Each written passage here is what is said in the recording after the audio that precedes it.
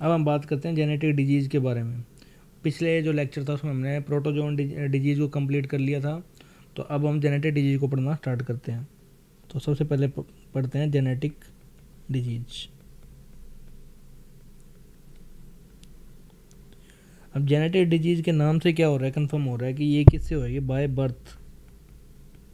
जो पहले जो भी थी वो हम क्या एनवायरनमेंट से एक्वायर कर रहे थे, लेकिन ये जो डिजीज़ है वो सारे क्या होगी, बाय बर्थ। हमारे मतलब कि मदर से हो सकती है, या क्या हो सकता है हमारे जीन्स के अंदर कोई भी चेंजेस आते हैं तो उसको हम क्या बोलते हैं, जेनेटिक डिजीज़ बोलते हैं। तो यानी बाय बर्थ क्या हो सकता है, हमारे जीन्स के अंदर, क्रोमोजोम के अंदर, या हमारे डीएनए के अंदर कोई भी चेंजेस आता है उसको हम क्या बोलते हैं, जेनेटिक डिजीज़। और कोई भी मर्जीन और इनके अंदर सडन अगर कोई भी चेंज आता है तो उसको हम क्या बोलते हैं, म्यूटेशन। यानी क्या हुआ कि हमारा जो डीएनए का स्ट्रक्चर है वही क्या हो गया, एल्टर हो गया, यानी चेंज हो गया, तो उसको हम क्या बोलते हैं, म्यूटेशन बोलते हैं। ठीक है, ये तो इससे क्या हो सकता है, हमारे जेनेटिक डिजीज होने के चांसेस बढ़ जाते हैं। ठीक है, क्रोमोजोम क्या होता है, क्रोमोजोम बेसिकली अगर हम क्रोमोजोम की बात करें, जो जितने भी हमारे जेनेटिक मटेरियल्स होते हैं तो क्रोमोजोम के अंदर क्या होता है, ये हमारा जेनेटिक मटेरियल होता है। इसके अंदर जितना भी हमारा जेनेटिक मटेरियल है वो स्टोर होता है। और जेनेटिक मटेरियल के अंदर ये जो डीएनए है ये क्या कंटेन करता है, हमारा डीएनए। और डीएनए की फुल फॉर्म क्या होती है, डीऑक्सी राइबो न्यूक्लिक एसिड। ठीक है, तो ये जो क्रोमोजोम होता है, जैसे क्रोमोजोम की जो स्ट्रक्चर होती है वो कुछ इस तरह से होती है। ठीक है, तो इसके अंदर क्या होता है, हमारा डीएनए होता है। तो डीएनए कैसे होता है, डीएनए हमारा होता है डबल स्ट्रैंडेड। तो डबल स्टैंडर्ड होता है, तो यानी कि जो क्रोमोजोम होता है ये क्या करता है, हमारा ट्रांसमिशन करता है। यानी कि जितने भी हमारे करेक्टर हैं, transmission of character from one generation to another. यानी कि जैसे भी हमारे पेरेंट्स के अंदर कोई भी करेक्टरिस्टिक है तो वो क्या करता है, एक जनरेशन से दूसरे में, जैसे पहले हमारे दादाजी में कुछ था, फिर हमारे फादर में है, फिर हमारे अंदर है, फिर इससे क्या होगा, आगे पास ऑन होएगा। वो किसकी वजह से होता है, वो सब होता है क्रोमोजोम की वजह से, from one generation to another. ठीक है, ये तो हो गया क्रोमोजोम। अब क्रोमोजोम का जो हमारे बॉडी के अंदर नंबर होता है वो कितना होता है, 46 नंबर होता है। ठीक है, यानी कि और ये हमेशा क्या होते हैं, पेयर में होते हैं, तो 23 पेयर होते हैं। और टोटल नंबर कितने हो गए, 46 क्रोमोजोम हो गए। ठीक है, तो पेयर के अंदर होते हैं। तो इसके अंदर क्या होता है, इसकी एक बात और लिखनी है, क्रोमोजोम क्या होते हैं, थ्रेड लाइक स्ट्रक्चर होते हैं। जैसे ये क्या होती है, थ्रेड लाइक स्ट्रक्चर के अंदर होती है, और इसको हम क्या बोलते हैं, जेनेटिक मटेरियल बोलते हैं। और इससे क्या होता है, हमारा जितने भी इन्फॉर्मेशन है एक जनरेशन से दूसरी जनरेशन में जाता है। यानी कि जैसे ये है तो इसके साथ क्या होगा, एक और क्रोमोजोम लगा होगा, तो इसको हम क्या बोलते हैं, डबल स्टैंडर्ड। ठीक है, अब क्या है, जो क्रोमोजोम होता है वो क्या दो टाइप का होता है। हमारी बॉडी के अंदर जो क्रोमोजोम है वो बेसिकली क्या दो टाइप के हैं। तो एक जो पेयर होता है उसको हम क्या बोलते हैं, ऑटोसोम। और जो दूसरा पेयर है उसको हम क्या बोलते हैं, एलोसोम। जो ऑटोसोम होते हैं वो क्या है, हर मेल और फीमेल के अंदर क्या होते हैं, सेम होते हैं। यानी कि इसको हम क्या बोलेंगे, ये क्या होते हैं, सेम होते हैं। यानी 22 पेयर ऐसे होते हैं जो क्या होते हैं, हर मेल और फीमेल के अंदर लगभग लगभग क्या है, सारे सेम होते हैं। सेम इन बोथ जेंडर्स, यानी कि बॉयज और गर्ल्स के अंदर क्या होते हैं, ये सेम होता है। लेकिन जो एक पेयर होता है वो क्या होता है, डिफरेंट होता है। तो एक पेयर डिफरेंट होता है, तो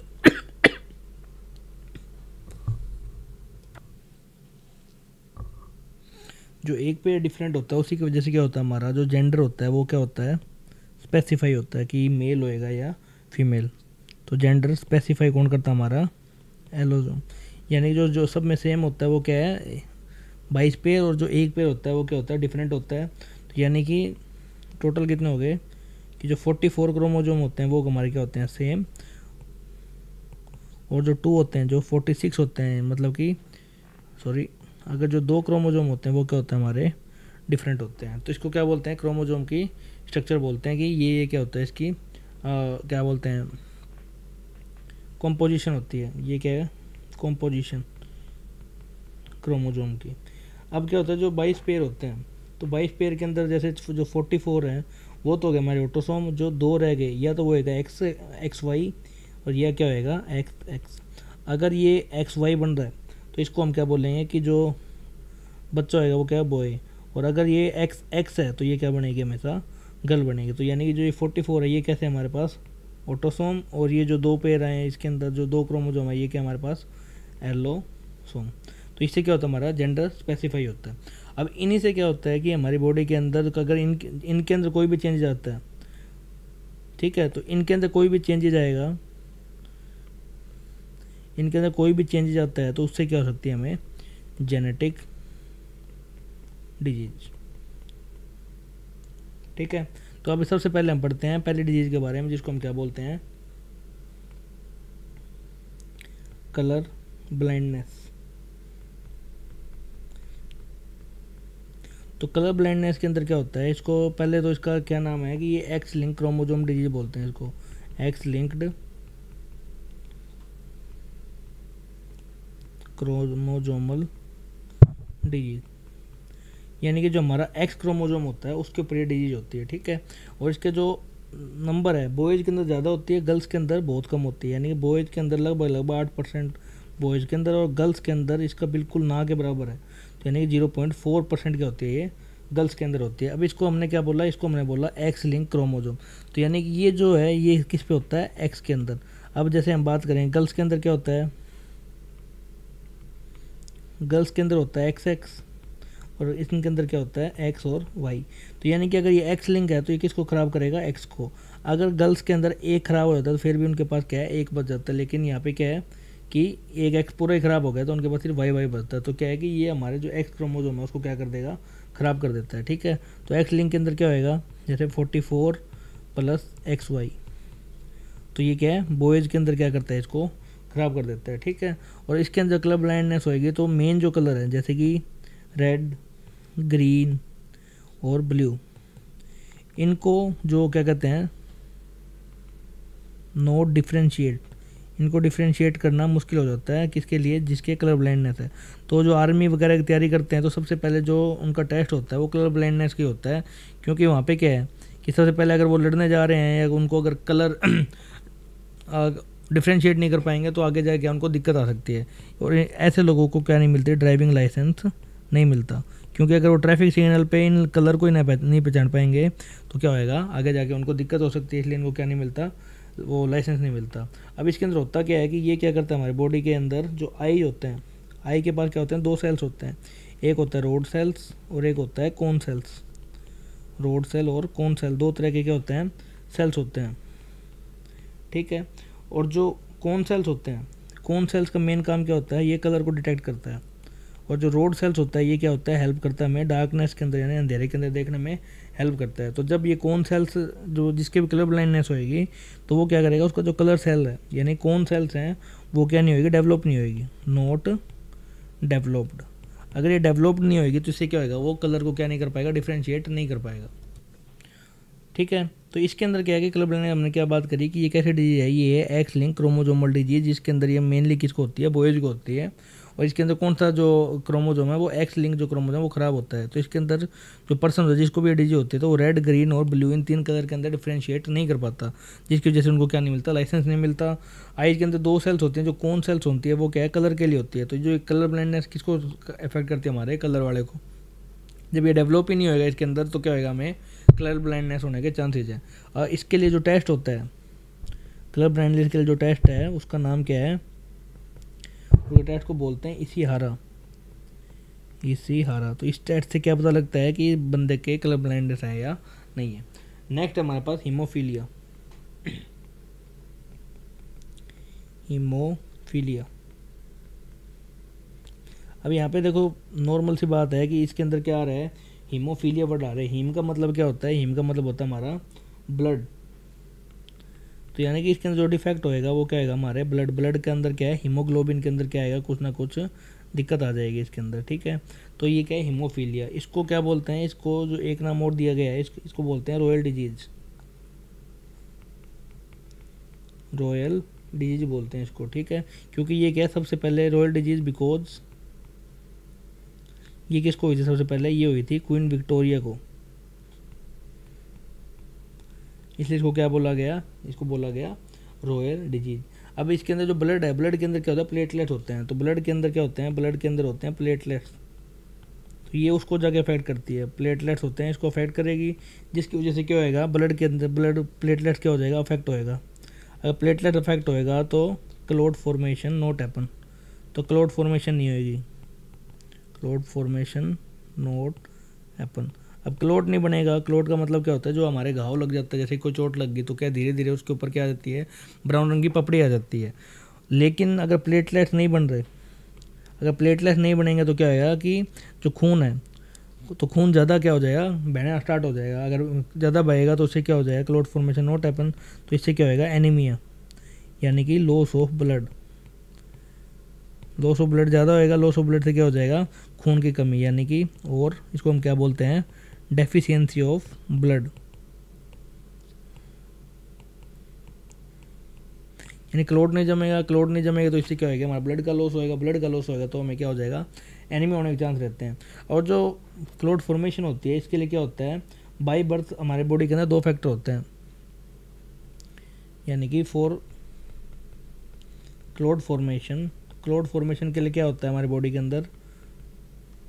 for clot formation by birth हमारे पास क्या होते हैं? 2 फैक्टर होते हैं इंपॉर्टेंट। जैसे क्या 12 फैक्टर होते हैं, 12 फैक्टर के अंदर से 2 फैक्टर ऐसे होते हैं जो क्लोट फॉर्मेशन करते हैं।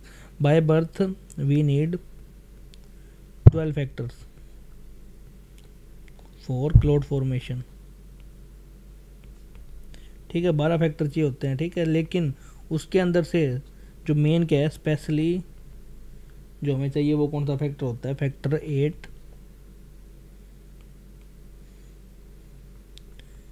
फैक्टर 8 एंड 9, ठीक है। इन 2 फैक्टर की वजह से क्या होता है? हमारे बॉडी के अंदर क्लोट फॉर्मेशन होता है। और इन 2 फैक्टर को हम क्या बोलते हैं? क्रिसमस फैक्टर बोलते हैं,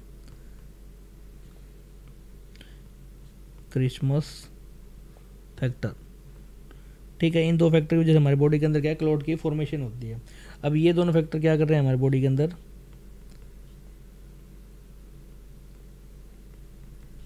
क्लोट फॉर्म कर रहे हैं। अब जब ये हीमोफीलिया होता है तो हमारी बॉडी के अंदर इन 2 फैक्टर की वजह से ये कमी हो जाती है। कमी होने की वजह से क्या होता है? हमारी बॉडी के अंदर क्लोट फॉर्मेशन नहीं होता, यानी कि नॉट फॉर्म ड्यूरिंग हीमोफीलिया। अब हीमोफीलिया के टाइम पे ये नहीं बनेगा तो हमें क्या हो जाएगा? एनीमिया हो जाएगा, ठीक है। और ये भी कैसा है? एक्स लिंक्ड क्रोमोसोम, यानी कि बॉयज में होने के चांस इसके अंदर क्या है?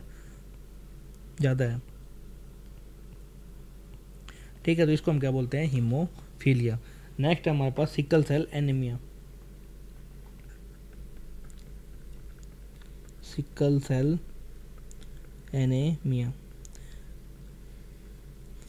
तो सिकल सेल एनीमिया में क्या होता है कि जैसे हमारा आरबीसी का जो स्ट्रक्चर होता है, रेड ब्लड सेल का जो आरबीसी जो होती है उसकी जो शेप होती है नॉर्मली कैसी होती है? ओवल शेप की होती है, यानी कि बाई कॉनकेव शेप होती है, इसकी इस शेप में होता है, ठीक है। यानी कि शेप में होती है, ये होती है बाई कॉनकेव। इस शेप में क्या होती है? हमारी आरबीसी की शेप होती है नॉर्मल टाइम पे, जो हम बाय बर्थ क्या होती है? ये शेप होती है। लेकिन जैसे जैसे क्या होता है टाइम के साथ, अगर किसी का अगर सिकल सेल एनीमिया है तो सिकल सेल एनीमिया क्या ऐसे होएगा? जो इसकी शेप जो है वो कैसी हो जाएगी? ऐसी हो जाएगी, जो क्या है सिक्कल टाइप में हो जाती है। बाय सिक्कल, जैसे दांती होते हैं ना खेत में हम घास वगैरह काटने के लिए जो यूज़ करते हैं सिक्कल, उस तरह टाइप में हो जाएगी। तो अब इससे क्या होएगा कि ब्लड का जब प्रेशर पड़ेगा, जैसे यहाँ से ब्लड आ रहा है तो ब्लड क्या करेगा? इस जैसे इसके अंदर क्या है? हीमोग्लोबिन ज़्यादा हो सकता है, पर अब ये जब इस शेप में हो जाती है तो ब्लड क्या होना स्टार्ट हो जाता है? क्लोट होना स्टार्ट हो जाता है बॉडी के अंदर, यानी कि जो हमारा जो ब्लड का जो शेप है वो कैसा हो गया है? सिक्कल टाइप का हो गया है, ठीक है। तो इसको हम क्या बोलते हैं? ऑटोसोमल डिजीज बोलते हैं, ऑटोसोमल क्रोमोसोम डिजीज बोलते हैं इसको, ठीक है। यानी कि इसके अंदर क्या होता है कि ऑटोसोमल बोलते हैं तो यानी कि मेल और फीमेल के अंदर होने का इक्वल चांस है, यानी कि equal chance in male and female, दोनों के अंदर इक्वल चांस होते हैं इस चीज़ के होने के, ठीक है। यानी कि आरबीसी की शेप क्या होती है? बाइकॉन के बोल दो या फिर ओवल शेप बोल दो। ओवल शेप से कैसी हो जाती है? ये सिकल शेप के अंदर हो सकती है, या फिर हम इसको क्या बोलते हैं? हाफ मून शेप की हो जाती है। इसको ही हम क्या बोलते हैं? सिकल सेल एन में हो जाता है। अब ये जब हो जाएगा तो इससे क्या होएगा, बॉडी के अंदर O2 का जो ट्रांसफ़र है वो क्या हो जाएगा, लो हो जाएगा। O2 का जब ये कम हो जाएगा तो इससे और क्या होएगा, सरफेस एरिया रिड्यूस हो जाएगा। सरफेस एरिया रिड्यूस का मतलब क्या है कि इसका जो ये सरफेस एरिया है ये कम हो जाएगा, और सरफेस जैसे रिड्यूस होएगा तो बॉडी के अंदर हीमोग्लोबिन भी कम बनेगा। हीमोग्लोबिन कम बनेगा। हीमोग्लोबिन क्या होता है, हीमोग्लोबिन जो हमारे बॉडी के अंदर क्या कहते हैं जो आयरन जिससे अटैच होता है उसको हम क्या बोलते हैं, हीमोग्लोबिन बोलते हैं, जो ऑक्सीजन को ट्रांसफर कराने में हेल्प करता है। ठीक है, अब हीमोग्लोबिन कम बनेगा तो इससे बॉडी में हमारे क्या होएगी प्रोटीन की जो जैसे कि अगर हीमोग्लोबिन की बात करें, जैसे हीमोग्लोबिन, तो हीमोग्लोबिन क्या है, हेम प्रोटीन से बना है। ये क्या है, हेम प्रोटीन से बना हुआ है। हेम ग्लोबिन का मतलब होता है प्रोटीन। तो ये क्या, दो चीज़ों से बना हुआ है, हेम और प्रोटीन से। अब ये कम बन रहा है हमारी बॉडी के अंदर, अगर ये कम बन रहा है तो यानी क्या होएगा, जो प्रोटीन है, और प्रोटीन के अंदर क्या है, जो अमीनो एसिड होते हैं हमारे पास, टोटल क्या है, अमीनो एसिड जो होते हैं टोटल मेन होते हैं 20 अमीनो एसिड होते हैं। तो उनकी जो पोजीशन होती है, इनकी पोजीशन क्या हो जाती है, इसके अंदर चेंज हो जाती है। तो पोजीशन चेंज होने की वजह से क्या होता है, जो नॉर्मल आरबीसी का शेप होता है, नॉर्मल आरबीसी का शेप वो किस शेप में चला जाता है, वो चला जाता है सिकल शेप के अंदर। और सिकल शेप में जैसे जाता है तो इससे को क्या बोलते हैं हम, सिकल सेल एनीमिया बोलते हैं। यानी कि ये कैसे हो जाएगा, ये सिकल सेल एनीमिया के मतलब कि हाफ मून शेप में ऐसे दांते टाइप में बन जाएगी। नॉर्मल शेप कैसे होती है, जैसे ओवल शेप में होगी, तो ये किस में कन्वर्ट हो गया, इस शेप में कन्वर्ट हो गया। इसी को हम क्या बोलते हैं, सिकल सेल एनीमिया। और जैसे सिकल सेल एनीमिया किसी को होएगी तो इससे क्या होगी, बॉडी के अंदर O2 की डेफिशिएंसी हो जाएगी। और O2 की जैसे डेफिशिएंसी होएगी तो हमारे बॉडी के अंदर क्या हो सकता है, एनीमिया।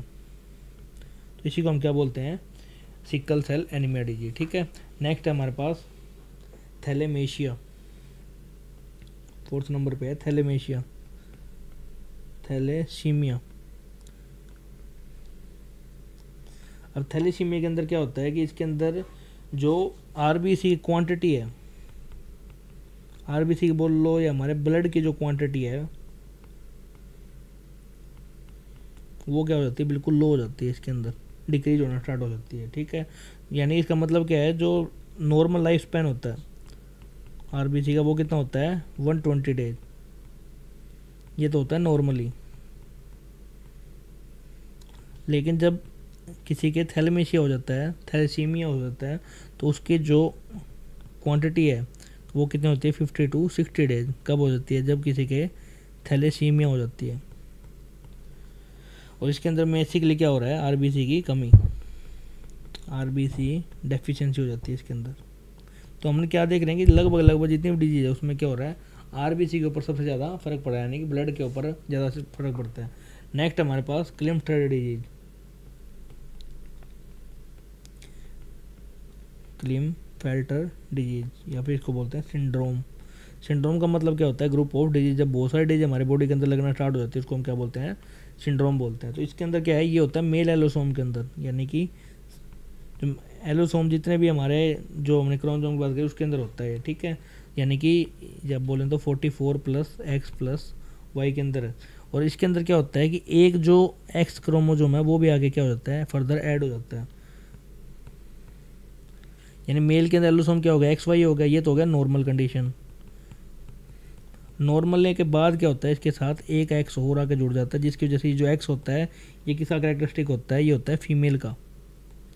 तो यानी कि मेल के अंदर जो क्या कहते हैं ट्रांसजेंडर जो बनते हैं वो क्या है, इसी प्रोसेस से बनते हैं।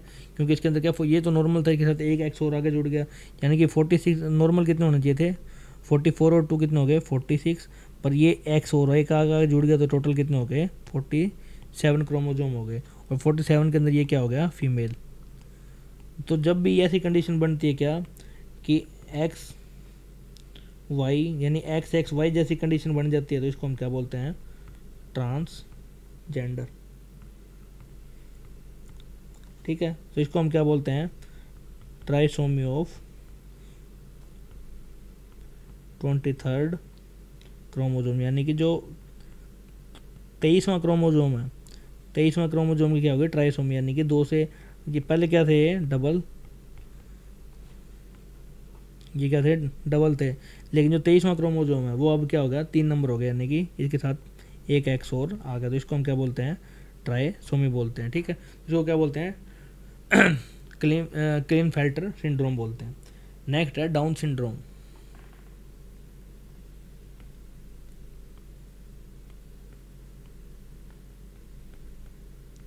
डाउन सिंड्रोम, डाउन सिंड्रोम के अंदर क्या होता है, ये भी क्या है, ऑटोसोम डिजीज है। ऑटोसोम का मतलब जो सब के अंदर होने के चांस इक्वल हैं, जैसे कि मेल और फीमेल के अंदर ये होने के चांस इक्वल है, मेल और फीमेल के अंदर होने के चांस इसके बिल्कुल बिल्कुल क्या है, इक्वल है। तो ये कितने होते हैं हमारे पास, टोटल हो गए 22 पेयर, दोनों के अंदर इतने ही होते हैं। ठीक है, पर लेकिन इसके अंदर क्या होता है, जो एक पेयर है, जो 21वां पेयर है, 21 पेयर के अंदर क्या हो जाता है, इसका ट्राइसोमी। और ट्राइसोमी होने की वजह से क्या है, हमें एक डिजीज होती है जिसको हम क्या बोलते हैं,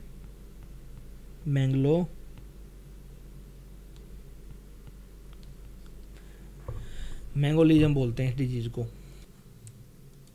तो जैसे ये जो डिजीज़ है मैंगोलिज्म, इसके अंदर क्या होता है कि ये होता है चाइल्ड के अंदर होता है। तो चाइल्ड के अंदर होने की वजह से क्या होता है, इसके अंदर ये क्या है, हमारा जो मेंटल, इनके अंदर जो भी अगर 21st पेयर है, इसके मेंटल डिसऑर्डर होने की वजह से क्या होता है, जो इनका मेंटल IQ होता है वो क्या होता है, कम हो जाता है।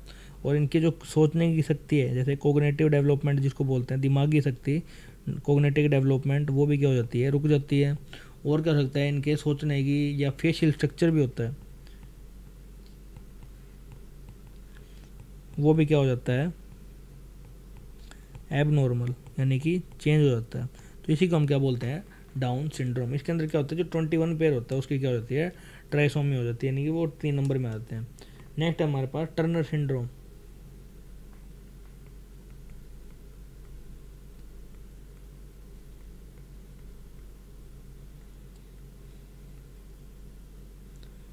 टर्नर सिंड्रोम के अंदर क्या होता है कि ये होता है फीमेल के अंदर, इसको बोलते हैं फीमेल एलोसोम। अब इसके अंदर क्या होता है, एलोसोम है, तो यानी कि ये क्या है, 44 प्लस XX। ठीक है, ये तो हो गया नॉर्मल सी बात जो हर एक के अंदर होता है। अब इसके अंदर क्या होता है कि नॉर्मल, अब इसके अंदर क्या होएगा कि जो 44 तो है ही है, इसके अंदर क्या होगा, जो ये एक X है, ये एक और जो X था वो क्या हो जाएगा, डिलीट हो जाएगा। तो ये क्या हो जाएगा, 44 से जो यहाँ पे क्या होना चाहिए 46, पर यहाँ पे कितने रह जाएंगे, 45। अब 45 होने की वजह से क्या होता है कि जो ये ऐसी फीमेल्स होती हैं, इनके अंदर क्या नहीं बनती, ये होती है स्ट्राइल, यानी कि इनमें बांझ बनाई, ये क्या कर नहीं सकती, बच्चा पैदा नहीं कर सकती। स्ट्राइल है, यानी कि चाइल्ड या प्रेगनेंसी इनके अंदर नहीं हो सकती, प्रेगनेंसी नहीं हो सकती इसके अंदर।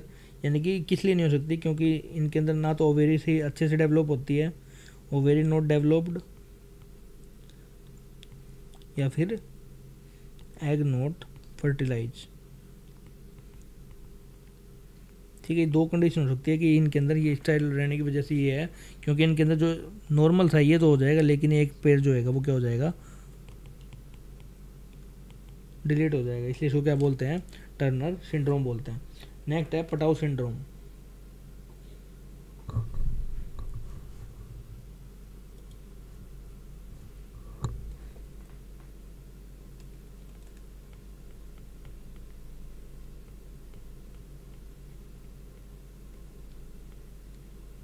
अब पटाउ सिंड्रोम के अंदर क्या होता है कि इसके अंदर ये भी ऑटोसोम की डिजीज है, और ऑटोसोम के अंदर क्या है, इसके अंदर जो 13th पेयर है, हमें जितने भी जेनेटिक डिजीज उसके अंदर जो पेयर हैं उनका पता लगाना है कि कौन से पेयर के अंदर ट्राइसोमी हो रही है या कौन सा पेयर डिलीट हो रहा है। तो क्योंकि ये क्या हमारे जेनेटिक डिजीज है, तो इसके अंदर क्या पता होना चाहिए कौन से पेयर के अंदर क्या कम हो रहा है या क्या ज़्यादा हो रहा है। तो अब इसके अंदर क्या 13 पेयर के अंदर ट्राइसोमी हो जाएगी, तो इसके अंदर बेसिकली क्या हो जाएगा, या तो जैसे एक्स्ट्रा फिंगर आ जाएगी, जैसे ऋतिक रोशन के एक्स्ट्रा फिंगर है वो क्या है, पटाउ सिंड्रोम है, एक्स्ट्रा फिंगर आ जाएगी, या फिर टोज के अंदर, टोज होता है उसके अंदर क्या है, नए फिंगर आना स्टार्ट हो जाएगी। जो लिप है, जो उनके होठ हैं, उसके अंदर क्या है, थोड़ा कटना फटना स्टार्ट हो जाएगा, यानी कि होठ दो क्लेफ्ट लिप, उनके बीच में क्या हो सकता है, जो लिप्स हैं वो कटना स्टार्ट हो जाएंगे। और पैलेट है वो भी क्या है, डबल होना स्टार्ट हो जाएंगे, यानी कि बीच से डिवाइड हो सकते हैं। और इनका जो हेड है वो क्या रह जाएगा, छोटा, तो इसको क्या बोलते हैं हम, पटाउ सिंड्रोम बोलते हैं। और लास्ट है हमारे पास एडवर्ड सिंड्रोम। नेक्स्ट हमारे पास एडवर्ड सिंड्रोम। एडवर्ड सिंड्रोम के अंदर क्या होता है, इसके अंदर सेम सी बात है, ये भी क्या है, ऑटोसोमल डिजीज है। और इसके अंदर क्या होता है, जो 18th पेयर है उसकी क्या हो जाती है, ट्राइसोमी। और 18 पेयर ट्राइसोमी होने से क्या होता है, ये जो बेसिकली है ये 80% फीमेल के अंदर होता है, 80% फीमेल के अंदर होता है। और ये क्या है, जब 18th पेयर के अंदर जब भी ट्राइसोमी होएगी तो ऐसी जो गर्ल्स हैं डाई बिफोर बर्थ, यानी जन्म से पहले क्या होती है, इनकी डेथ हो जाती है। और इनका जो सर्वाइवल रेट है तो लो सर्वाइवल रेट, ज़्यादा दिन नहीं है, बच नहीं पाती। और उसके बाद क्या है, इनके अंदर जो किडनी है और लीवर हो गया, हार्ट हो गया, किडनी और हार्ट है नॉट फॉर्म्ड राइट, यानी कि अच्छी तरीके से क्या है, ये चीज़ें डेवलप नहीं हो पाती। तो ये क्या था, हमारा ह्यूमन डिजीज़ के बारे में था। तो हमने सारी डिजीज पढ़ ली है। पहले हमने बैक्टीरियल, फिर वायरल, फिर क्या कहते हैं प्रोटोजोवन, फंगी, और लास्ट में हमने क्या पढ़ाया, जेनेटिक डिजीज। तो ये लेक्चर यहीं तक था। अगर लेक्चर पसंद आए तो लाइक शेयर एंड सब्सक्राइब।